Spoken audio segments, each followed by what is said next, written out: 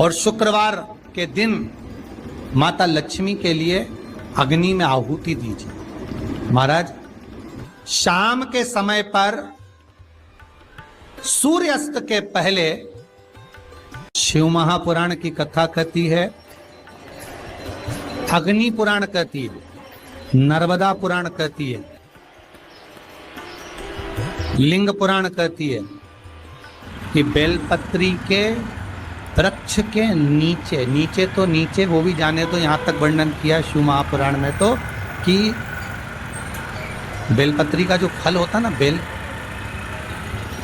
Bell फल जो होता है, कहते हैं अगर किसी व्यक्ति के यहाँ लक्ष्मी की कमी होती है, संपदा की कमी होती है, जिसके यहाँ पैसा नहीं आता, धन नहीं आता, तो बेल का जो फल होता है, बेलपत्री का जो फल होता है, उस फल के गूदे को,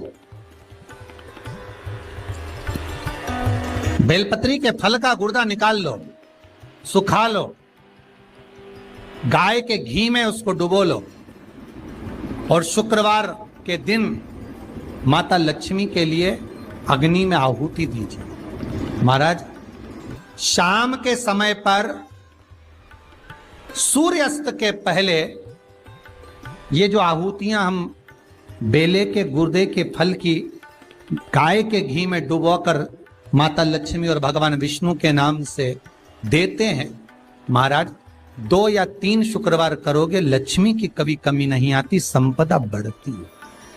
एक लड़का अगर मैं बेटों से निवेदन करूंगा, पिता वो दौलत है जो चले जाता है ना, तो समझ लेना कि तुम्हारी तिजोरी का खजाना लुट गया। पिता वो दौलत है, पिता वो जायदाद है। अपने पिता को कभी यह मत बताने की कोशिश करना कि तुमसे ज्यादा विद्वान मैं हूं। अपने पिता को कभी यह बताने की कोशिश मत करना कि तुमसे अच्छी दुकान में चला लेता हूं। अपने पिता को कभी यह बताने का प्रयास मत करना कि तुमसे अच्छी नौकरी में कर रहा हूं। अपने पिता को यह कभी बताने का प्रयास मत करना कि तुम जितना नहीं कमाए उससे दुगना मैंने कमाकर गाड़ी खरीदी, बंगला खरीदा, ये बनाया, जेवर बनाया, ये करा, वो करा। अपने पिता को कभी ये मत बताना कि मैं जितना कर सकता हूं उतना तुमने नहीं करा, क्योंकि पिता की बराबरी तुम कभी नहीं कर सकते, क्योंकि पिता पिता होता है। उसने अपना पूरा जीवन जो कमाया वो तेरी विद्या में लगाया, जो कमाया तेरी पढ़ाई में लगाया, जो कमाया तुझे अव्वल बनाने में लगा दिया। खुद दुकान पर भूखा रह रहकर शुगर की बीमारी कर ली। टिफिन आता था, नहीं खाता था। थोड़े 2 ग्राहक और देख लेता हूं, 2 ग्राहक और देख लेता हूं, थोड़ी देर से खाना खाऊंगा, थोड़ी देर से भोजन करूंगा, थोड़ी देर से रोटी खाऊंगा। 2 ग्राहक के चक्कर में मेरे बेटे की फीस जमा करना है। बाहर पढ़ने गया है, मुंबई पढ़ने गया है, पूना पढ़ने गया है, जयपुर पढ़ने गया है, कोटा पढ़ने गया है, जोधपुर गया है, मेरे बेटे की फीस जमा करना है। वो 2 ग्राहक ज्यादा के चक्कर में भूखा रहता बीपी और शुगर की बीमारी कर ली। उस पिता की होड़ मत करना जिसने अपने शरीर का एक एक रक्त केवल तेरी जिंदगी बनाने में लगा दिया। उस पिता के ऊपर तो तुझे गौरव उत्पन्न होना चाहिए।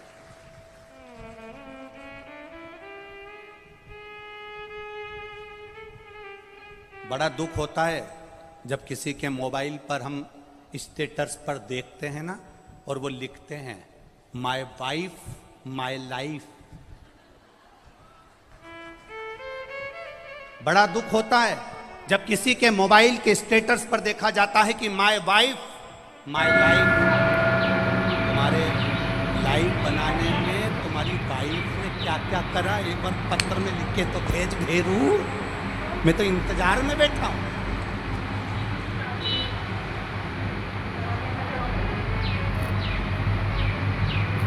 वाइफ तुम्हारी लाइफ नहीं बनाएगी, वाइफ तुम्हारे बच्चों की लाइफ बनाएगी, ये निश्चित है। वाइफ, हां, वाइफ किस जगह पर खड़ी होती है? वाइफ लाइफ कब होती है? जब तुम बीमार पड़े हो, तकलीफ में हो, कष्ट में हो, कर्जे में लदालूम हो गए, दुख की घड़ी है, और तुम्हारी पत्नी तुम्हारे सामने खड़ी होकर कह दे चिंता मत करना, कर्जा भी हो गया तो मरने की मत सोचना, बीमारी आ गई ना टेंशन मत लेना, मैं तुम्हारे साथ कदम से कदम मिलाकर चलूंगी, चिंता मत करना। तब लिखना माय वाइफ माय लाइफ है। ये मुझे ज्ञान दे रही है, ये मुझे समझा रही है, ये मुझे ज्ञान का स्मरण करा रही है। और नहीं तो अपने मोबाइल पर लिखना चाहिए, my father, my mother, my life. मेरा पिता और मेरी माँ ही मेरी लाइफ है, जिसने मेरी जिंदगी बनाई है। हम तुम्हारी पत्नी का विरोध नहीं कर रहे, क्योंकि हमें तुम्हारी पत्नी का विरोध करना भी नहीं है। जैसी मिली है तुम निभा रहे हो, हम तुम्हारी पत्नी का क्या विरोध करें। हमारा इतना सा कहना है, तुम्हारी पत्नी तुम्हारी दुख की घड़ी में सामने खड़ी हो, तुम्हारी पत्नी तुम्हारे दुख के समय पर तुम्हारे सामने खड़े होकर कह रही हो, चिंता मत करो, कोई बात नहीं, पैसा नहीं है ना, अब की बार साड़ी नहीं लेंगे करवा चौथ पर, मेरे पास बहुत पड़ी है, जेवर पड़ा है, तुम चिंता मत करना। अगर दुख की घड़ी आ भी गई, पूरा जेवर उठा कर दे दूंगी, तुम्हें कर्जे से मुक्त कर दूंगी, तुम चिंता मत करना, तुम चिंता मत करना। एक बात याद रखना, जब हमारे घर में दुख आता है, तब हमारे घर का सोना बैंक में जाता है या दुकान पर जाता है, काय के लिए? गिरवे रखने के लिए या बिकने के लिए? बोलो सही है कि गलत है?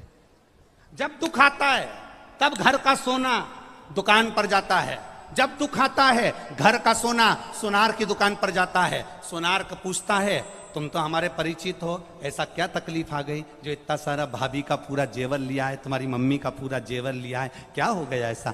कहा साहब बहुत कर्जे में हूँ, बहुत दुख में हूँ, इसलिए घर का सोना जो तिजोरी में रखा होता था, अलमारी में पड़ा होता था, उसको मैं दुकान पर लेकर आया हूँ। दुख की घड़ी में घर का सोना सुनार की दुकान पर जाता है, सुनार पैसे देता है, तब हमारा कर्जा चूक जाता है। जब दुख की घड़ी में घर का सोना सुनार के पास जाए तो समझ लेना कि दुख की घड़ी में अगर तिजोरी में रखा सोना दुकान तक जा रहा है, तो दुख की घड़ी में हमें महादेव के दरवाजे तक जाना है, तो सोना दुकान पर नहीं जाएगा, अपने आप सब काम हो जाएगा। हम दुख की घड़ी में अपनी चैन, अपनी अंगूठी, अपनी मोबाइल, अपना पर्स गिरवे रखी आते हैं, पर हम दुख की घड़ी में महादेव के पास नहीं जाते हैं। बोलो सही है कि गलत है? दुख की घड़ी आई, तुमने सोचा मेरी गाड़ी रख देता हूं, मेरा बंगला रख देता हूं, मेरा ये सामान रख देता हूं, मेरी चेन रख देता हूं, मेरी अंगूठी रख देता हूं। मेरा एक निवेदन है, अपने चेन, अंगूठी, मोबाइल, पर्स को गिरवे रखने से अच्छा, कर्जे में डुबाने से अच्छा, एक बार दुख की घड़ी में जैसे सोना सुनार की दुकान पर जाता है, ऐसी दुख की घड़ी में तुम मेरे महादेव के मंदिर में, लोग सोना दुकान पर ले जाते हैं, तुम 2 लोटा पानी महादेव के मंदिर में लेकर जाना, उसको चढ़ाना, 1 महीना इंतजार करना, फिर विश्वास रखना कि शिव पुराण सुनी थी तो 1 महीने में बाबा ने धीरे धीरे कर्जा चुकाया कि नहीं चुकाया। कहां से आएगा, कैसे देगा? उसका नाम कुबेरेश्वर महादेव है। वो साधारण नहीं है, बड़ा आनंद में बैठता है, अलमस्त होकर बैठता है, अपने पास कुछ नहीं रखता पर दुनिया को देने की सामर्थ्यता रखता है। एक कंकर बाहर पड़ा हुआ है, तुम चल के जा रहे हो, चुभेगा, तुम उस पे से भी निकल कर जा सकते हो, उस कंकर पे से तुम निकल कर जा सकते हो, तुम चल सकते हो, दिक्कत नहीं है।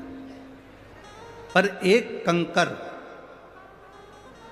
तुम्हारे जूते के अंदर भर गया तो तुम बहुत लंबा चल नहीं सकते। जब तक उस कंकर को तुम जूते के अंदर से निकाल नहीं दोगे, तब तक तुम लंबा चल नहीं पाओगे। उस कंकर को जूते के अंदर से निकाल कर बाहर कर दोगे, उस कचरे को जूते के अंदर से बाहर कर दोगे, तो तुम लंबा चल सकते हो। जिसके अंदर, जैसे जूते के अंदर कचरा है, कंकर है, तो लंबा नहीं चल सकते। अपने अंदर यदि अहंकार आ जाता है तो व्यक्ति बहुत ऊंचाई तक चल नहीं पाता, बहुत आगे तक बढ़ नहीं पाता। उसको बढ़ने के लिए, उसको चलने के लिए भीतर के अहंकार को, भीतर के लोभ को, भीतर की तृष्णा को, भीतर की आसक्ति को, भीतर की वासना को, भीतर के अहम को उससे निकालना।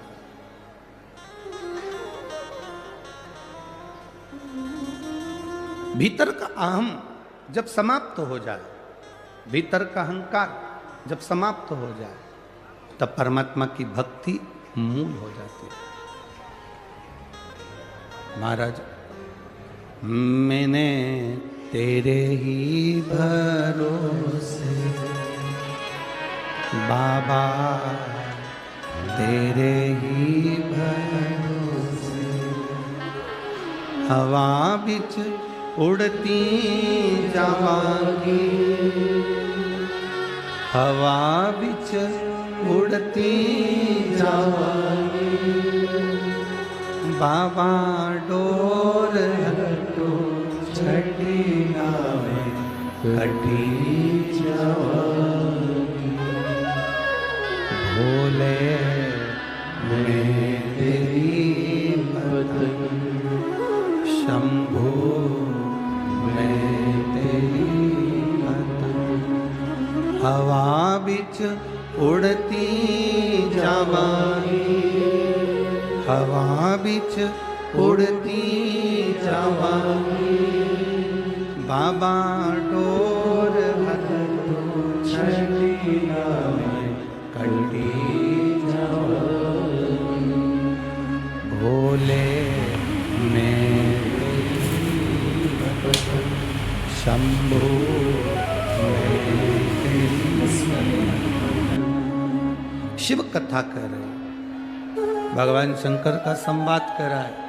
शिव महापुराण की कथा कहती है कि जीवन के लक्ष्य को पाना है, आगे बढ़ना है, मंजिल तक जाना है, बहुत आगे तक जाना है, तो अपने भीतर के अहम को, अपने भीतर के अहंकार को, अपने भीतर की तृष्णा को, अपने भीतर के लोभ को, अपने भीतर के अहम को आपको निकालना पड़ेगा।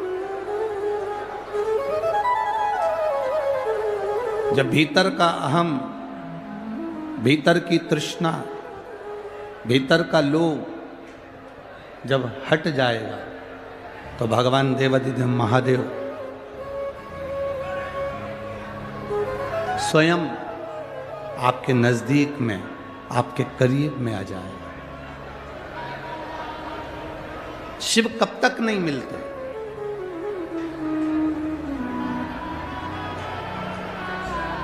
शिव कब तक नहीं मिलेंगे? शिव महापुराण की कथा कहती है बाबा देवाधिदेव महादेव कब तक नहीं मिलते। कहा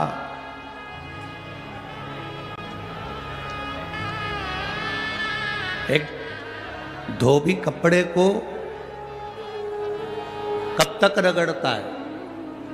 जब तक उसमें कोई दाग दिखता रहता है। जब तक उसमें कोई दाग नजर आएगा, जब तक उसमें कोई दाग दिखेगा, तब तक धोबी कपड़े को घिसता रहेगा, धोता रहेगा।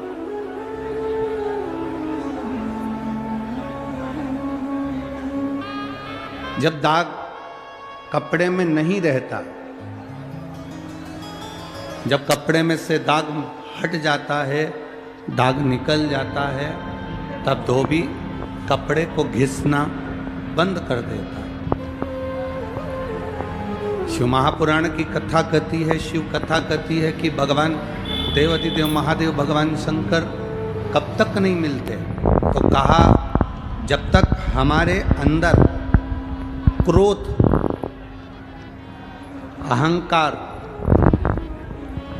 का छोटा सा भी दाग हमारे भीतर यदि है, तो भगवान जब तक उसको पूरा धो नहीं देता, तब तक मेरा भोलेनाथ मिलता नहीं, तब तक मेरा शिव नहीं मिलता। सोने ने एक बार लोहे से कहा, सोना लोहे से बोलता है, लोहा तू भी धातु, मैं भी धातु, मैं सोना तू लोहा, तू भी धातु मैं भी धातु, मुझे भी अग्नि में तपाया जाता है, तुझे भी अग्नि में तपाया जाता है। सोना कहता है मुझे भी तपाकर कुछ बनाया जाता है, तुझे भी तपाकर कुछ बनाया जाता है। सोना लोहे से कहता है कि मुझे भी अग्नि में तपाया गया, तुझे भी अग्नि में तपाया गया, मैं भी धातु तू भी धातु, तुझे भी तपाया मुझे भी तपाया, तुझे भी कूटा मुझे भी कूटा। सोने ने लोहे से पूछा, पर एक बात बता रहे लोहा, मैं सोना जब कुटता हूं तो मैं आवाज नहीं करता, परंतु लोहा जब उठता है तो आवाज क्यों करता है? मैं कुटता हूं तो आवाज नहीं करता। सोना करा मेरी आवाज नहीं निकलती। सुनार की दुकान के सामने से निकलना, सोने को कूटा जाता है तो उसमें आवाज नहीं आती। लोहार की दुकान के सामने से निकलना, लोहे को कूटा जाता है तो उसमें से आवाज आती है। सोने ने लोहे से पूछा कि मैं धातु तू धातु, मैं पीला तू काला, मुझे भी तपाया तुझे भी तपाया, अग्नि में मुझे भी डाला तुझे भी डाला, मुझे भी कूटा तुझे भी कूटा, मैं कूटा आवाज नहीं आई, पर लोहा तू कूटा तुझ में आवाज क्यों आई? तब लोहे ने कहा, सुन सोने, तुझे जो मार रहा है वो लोहे का हथौड़ा है, मुझे जो मार रहा है वो लोहे का हथौड़ा है। सोने, तुझे लोहे का हथौड़ा मार रहा है ना, इसलिए तू चिल्ला नहीं रहा।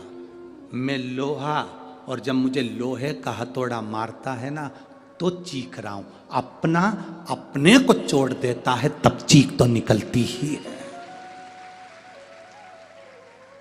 सोने का हथौड़ा अगर सोने को मारता तो चिल्लाता, लोहे का हथौड़ा लोहे को मारता है तो चीखता है। अपना अपने को गाली देता है, अपना अपनों को अपशब्द कहता है, अपना अपने को ताना देता है तो चीख निकलती है, बद्दुआ निकलती है, अपशब्द निकलते हैं। दूसरा, सोने को लोहा मारेगा तो सोने को कोई फर्क नहीं पड़ता। दूसरा गाली देगा चल जाएगा, दूसरा अपशब्द कहेगा चल जाएगा, दूसरा ताने देगा चल जाएगा, पर कोई अपना अपने को अपशब्द कहे, अपना अपने को ताने दे, अपना अपने को आड़ा टेढ़ा कहे, ये नहीं चलता। भगवान देवादिदेव महादेव के साथ में हुआ क्या था? उनके ही ससुर ने उनको गाली दे दी थी, तुझे शमशान का निवास करना पड़ेगा, मेरा श्राप है शिव, तू शमशान में रहेगा। शंकर भगवान तो भी अलमस्त थे, उन्होंने कहा कोई बात नहीं, अच्छी जगह पे प्लाट मिला है, कोई कब्जा ही नहीं करेगा, उसमें क्या टेंशन। शिव जैसे प्रसन्न भाव में रहने वाला चाहिए, हर एक में अच्छा ही देखो। जितना आप अच्छा ढूंढोगे उतने अच्छा ही मिल जाएगी। दो माताएं बस में लड़ रही थी,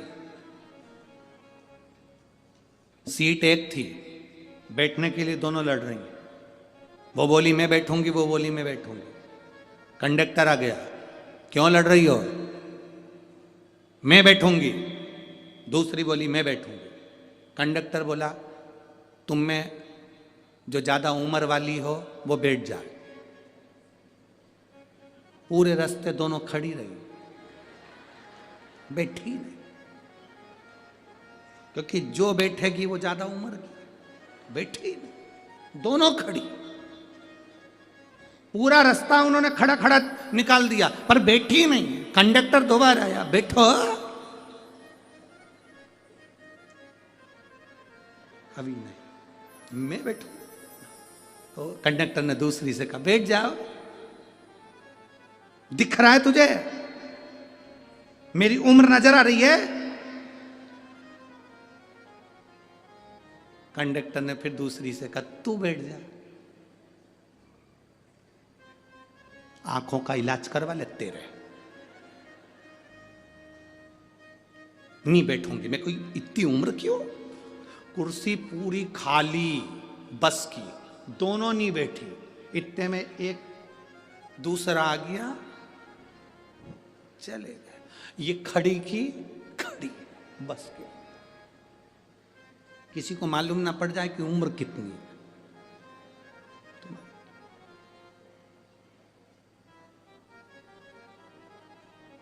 शिव जी को गाली देने वाला कोई दूसरा नहीं था, भगवान शंकर को गाली देने वाले उनके ससुर ही थे।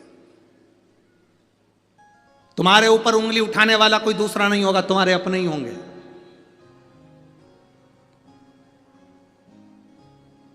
कोई दूसरा नहीं होगा, तुम्हारे अपने। वो लोग चिल्लाते हैं ना, भैया जी संघर्ष करो हम तुम्हारे। अरे जम के तो बोलो, हम तुम्हारे साथ हैं। भैया जी संघर्ष करो हम तुम्हारे साथ हैं। अब इतनी तेज चिल्ला के कह रहे संघर्ष करो हम तुम्हारे साथ हैं। अगर तुम साथ होते तो संघर्ष की जरूरत ही क्या पड़ती? संघर्ष की जरूरत क्या पड़ती? साथ नहीं हो तो संघर्ष की जरूरत है। कहना कठिन है, शंकर भगवान को गाली देने वाला कोई दूसरा नहीं था, शिव जी को अपशब्द कहने वाला कोई दूसरा नहीं था, शंकर भगवान को आड़ा टेढ़ा कहने वाला कोई दूसरा नहीं था। स्वयं देव अधिदेव महादेव को अपशब्द कहे उनके ससुर ने कहे, हे शिव मेरा श्राप है, तू शमशान में निवास करे। श्री शिवाय नमस्तुभ्यम। हर हर महादेव। पूज्य गुरुजी ने 7 नवंबर मार्गशीर्ष द्वितीय तिथि शुक्रवार विशेष उपाय बताए हैं। वीडियो अच्छी तरह लगे तो like share and subscribe. Comment में श्री शिवाय नमस्तुभ्यम हर हर महादेव अवश्य लिख देना। चैनल को सब्सक्राइब अवश्य कर देना। जय श्री राम। हर हर महादेव। जय श्री महाकाल।